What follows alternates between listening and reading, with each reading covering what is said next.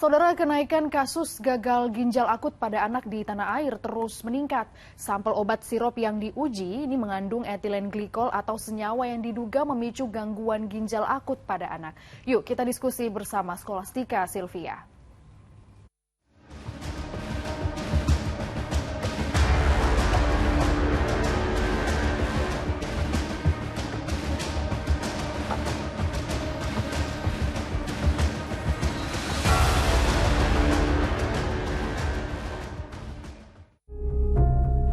Kasus gangguan ginjal akut di Indonesia makin serius dan makin mengkhawatirkan. Dari 18 sirop yang diuji, 15 diantaranya positif mengandung etilen glikol, senyawa yang diduga menjadi pemicu gangguan ginjal akut pada anak.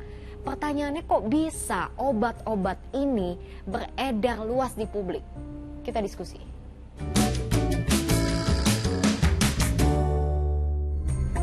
Setelah pandemi COVID, kemudian sempat ramai juga soal hepatitis akut. Kini orang tua lagi-lagi dihadapkan pada ancaman gangguan ginjal akut pada anak-anak. Makin pusing nggak sih?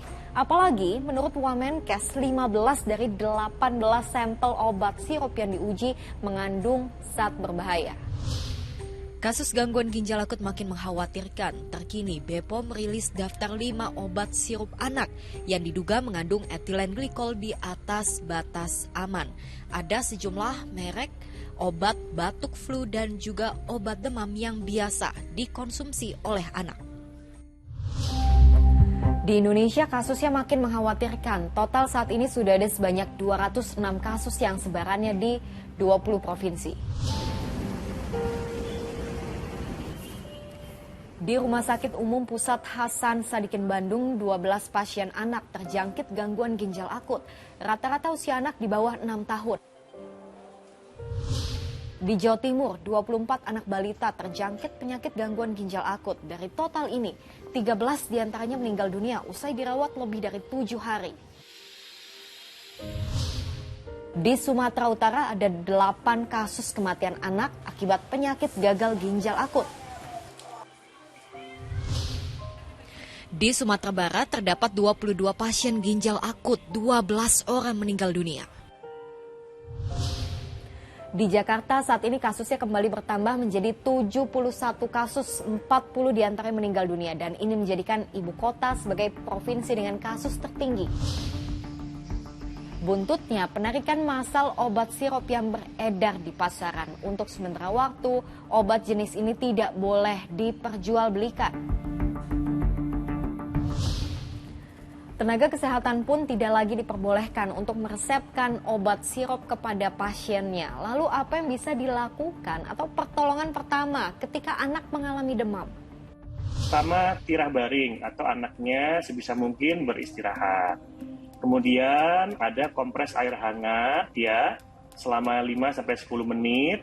Kemudian juga setelah itu minum ASI atau air yang cukup serta makan yang cukup.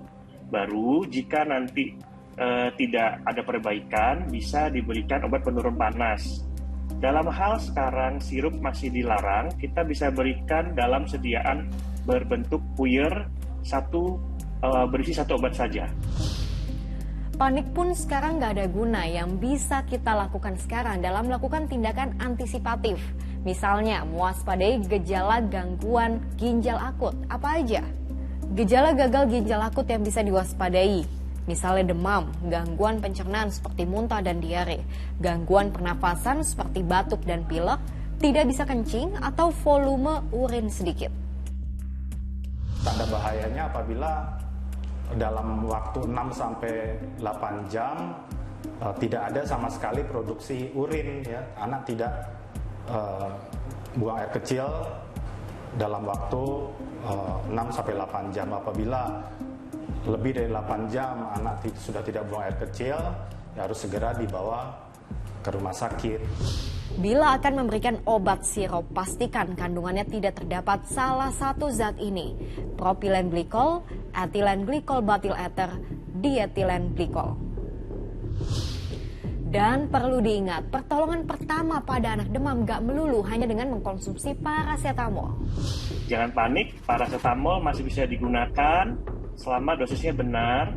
Jika terindikasi suhunya lebih dari 39, anak di bawah 3 bulan, dan kemudian mempunyai riwayat penyakit klinis yang lain, segera dibawa ke dokter. Kemudian juga jangan lupa pastikan cairan pada anak cukup dan anak beristirahat dengan cukup juga. Penyebab gagal ginjal akut pada anak masih diteliti. Berburu waktu untuk persoalannya bisa segera diatasi. Panik, jangan, waspada yang perlu kita tingkatkan. Saya Sylvia, makasih sudah diskusi.